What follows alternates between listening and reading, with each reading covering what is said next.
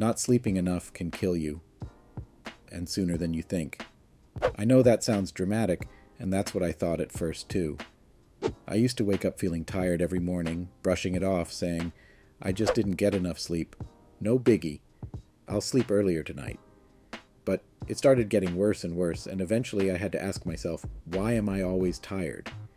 That's when I delved into research and found out why I was feeling this way and how to fix the problem. And the problem was far worse than I could have imagined. But by using the small yet powerful tips that I'll be sharing with you throughout this video, I was able to overcome morning tiredness and feel like the best version myself in just 28 days. I've read study after study and watched lecture after lecture from sleep specialists, which has all told me this cold, hard truth. The shorter your sleep, the shorter your life. That woke me up. No pun intended. And in this video, I'll be telling you exactly why you're always tired, how to wake up refreshed, and by the end of this video, I'll even explain how you can live longer by improving your sleep quality. Why am I always tired every morning? If you find yourself asking this question, you're most likely suffering from morning fatigue. Morning fatigue, which you might also know as morning tiredness or morning grogginess, is actually more common than you might think. A lot of people experience waking up with a feeling of exhaustion, sluggishness, or low energy levels that can last from a few minutes to a few hours. Morning fatigue could just be a one-off for you. But it could also be a longer-term and even lifelong condition that will consume your life, if you don't take the steps necessary to prevent this. To understand the steps that you need to take, you need to first understand the root problem that actually causes your morning fatigue. After all, you can't fix a problem that you don't know you have. Morning fatigue causes. Morning fatigue can have quite a few causes. Some might seem more obvious to you than others, and some are relatively easy to remedy. Let's talk about some of the more obvious causes and discuss some tips before I get into the deeper cause that most people don't know much about, and which have personally affected me the most: dehydration. After a night's sleep, your body has gone several hours without any hydration. Dehydration can make you feel weak, tired, and groggy, but it's simple to resolve. Make sure to drink a glass of water every single morning as soon as you wake up, and you'll feel a great difference. I'd recommend keeping a bottle of water near you when you go to sleep so that you can drink water if you wake up in the middle of the night, and also so that it's easier for you to drink water first thing in the morning when you wake up. Don't forget to drink water throughout the day too, aiming for 2-3 liters per day. Lifestyle factors.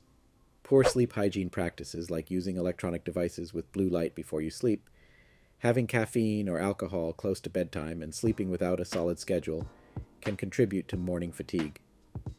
You know the solution to this. Just don't do any of these things. Stress and anxiety. If you're very stressed or anxious, you're likely to struggle to fall asleep and to stay asleep. When you wake up feeling stressed or anxious, you're also likely to experience morning fatigue.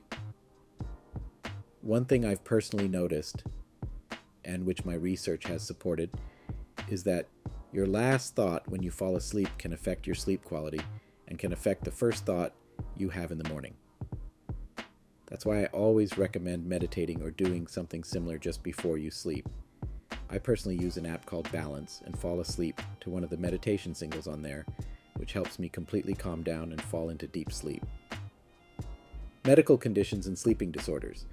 Some medical conditions like depression or chronic fatigue syndrome can involve morning fatigue as a symptom. Certain sleep disorders like sleep apnea, restless leg syndrome, and insomnia can lead to poor quality sleep or keep you constantly waking up at night, which can also lead to persistent morning fatigue. The solutions for this require deeper attention, and I would advise that you see a doctor or professional to decide the best course of action to take. Now that we've discussed the more obvious causes of morning fatigue, let's talk about the lesser known and perhaps even the most dangerous, because that has affected me the most: disrupted sleep cycles. This is the most important part of this video and will completely change the way you view sleep, so stick with me here. Understanding sleep is a fundamental physiological process that plays a key role in our overall health and well-being, and it's not as simple as falling asleep then waking up. Sleep is actually made up of different stages that cycle throughout the night. These stages are divided into two main categories: rapid eye movement, or REM sleep, and non-rapid eye movement, or NREM sleep. NREM sleep can be broken down into three sub-stages. In stage 1, you're in light sleep and you can be woken up easily. Your muscle activity decreases and you might experience sudden muscle contractions, which are also known as hypnic jerks. In other words, this is when you suddenly twitch. In stage 2, your body temperature and heart rate decrease, and you're less conscious about your external environment. In stages 3 and 4, you enter slow wave sleep. This is the deepest stage of sleep that lets your body rest and restore itself physically. It's also when your memories are consolidated. During REM sleep, your brain activity is more similar to when you're awake, and your eyes move more rapidly, hence the name rapid eye movement sleep. You're likely to dream most vividly when you're in this stage. And REM sleep is also important in regulating your emotions, learning, and consolidating your memory. A full sleep cycle lasts about 90 to 110 minutes and includes both NREM and REM sleep. Throughout the night, you actually go through multiple sleep cycles. And the proportion of time that you spend in REM sleep increases while your NREM sleep decreases. So, what does this all have to do with morning fatigue?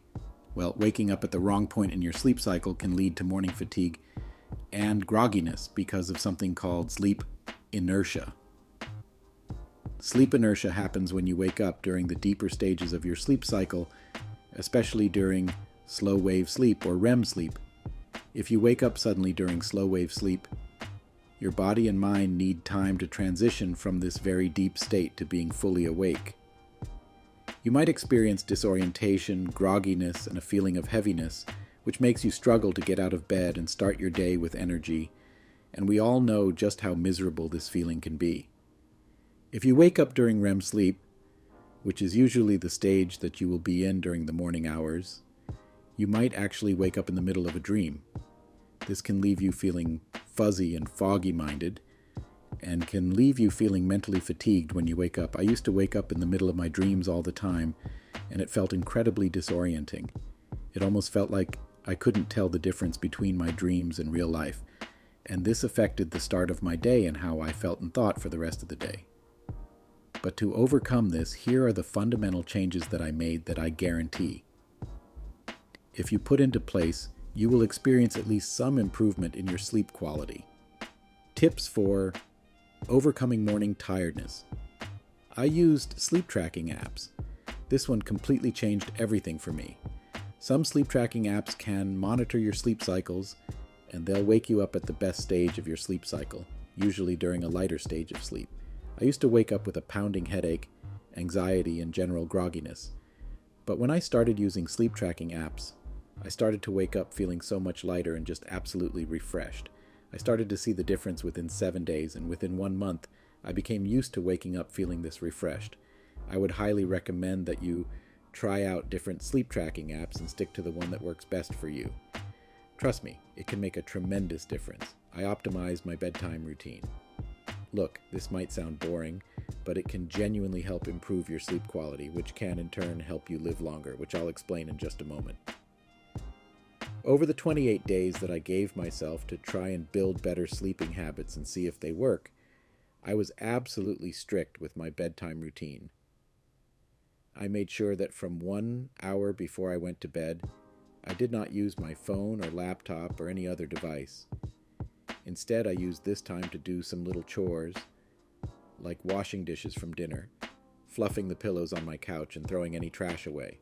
I know this might sound weird, but it has honestly helped me enormously.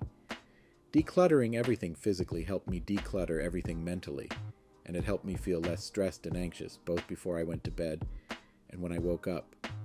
After all, anyone who wakes up to fluffed pillows and a clean house must have their life together, right?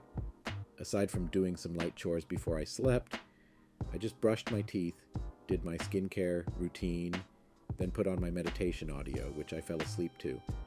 Now look, I'm not saying you have to fluff your pillows to get good quality sleep, but you definitely need to put together a bedtime routine that winds you down and relaxes you, getting rid of all the clutter and stress and thoughts that you have in your mind from the day. That might include playing some relaxing music, lighting a candle, reading a book, or just staring at the ceiling and counting sheep. Whatever works for you, works for you. I did the basics. All of the things that I mentioned earlier in this video, such as drinking enough water, not drinking alcohol before bed, and sticking to a consistent regular sleep schedule, helped me feel more relaxed and fall into deeper sleep. I also made sure that my bed was comfortable, that my room temperature was comfortable, and that I had all the windows shut and my phone on silent mode so that no noise would wake me up. I even got some satin bed sheets because it just helped me melt into my bed. I highly recommend this, but again, whatever works for you, works for you. An extra tip I'll give you that worked for me is leaving my curtains open. Now, take this tip with a pinch of salt because it will depend on where you're based and what your window situation is like. The last thing that you want to do is be on display for the creeps out there. But the point of leaving my curtains open was to get in touch with my circadian rhythm. A big issue I used to face when I had blackout curtains was that when I woke up I just fell straight back to sleep because it felt like nighttime. And that's because your circadian rhythm associates darkness to sleep and rest, and light to waking up and being active. So I started to leave my curtains open because I needed to wake up when it was light outside anyway, and being able to see this light helped me feel more energized and ready for the day. Sleep longer, live longer. I heard this shocking quote from Matthew Walker, a professor of neuroscience and psychology, and the founder and director of the Center for Human Sleep Science. The shorter your sleep, the shorter your life. Matthew's not just talking about the number of hours that you sleep here, although that does matter as well, of course. You should be aiming to get around 7-9 hours of sleep every night. What he's really saying is that if you don't get enough good quality sleep, you won't have a good quality life, and you could even die sooner than you should. That's because not having enough good quality sleep can harm your heart health, cause hormonal issues, weaken your immune system, hurt your mental health, and age you quicker. In simple terms, if you don't have enough high-quality sleep, you can have a heart attack, develop type 2 diabetes, catch infections and illnesses, be anxious and depressed, and generally have a poorer quality of life that could even lead to you dying sooner than you should. On the flip side, if you do get enough high-quality sleep, you will be stronger, smarter, healthier, happier, and you could even live longer. That is why it is so important that you act on everything that I told you today. Save this video and come back to watch it as many times as you need. I will never wake up feeling groggy again, thinking it's no biggie. And neither should you. If you found this video helpful in any way, I'd really appreciate if you like and subscribe, and I'll see you all next time.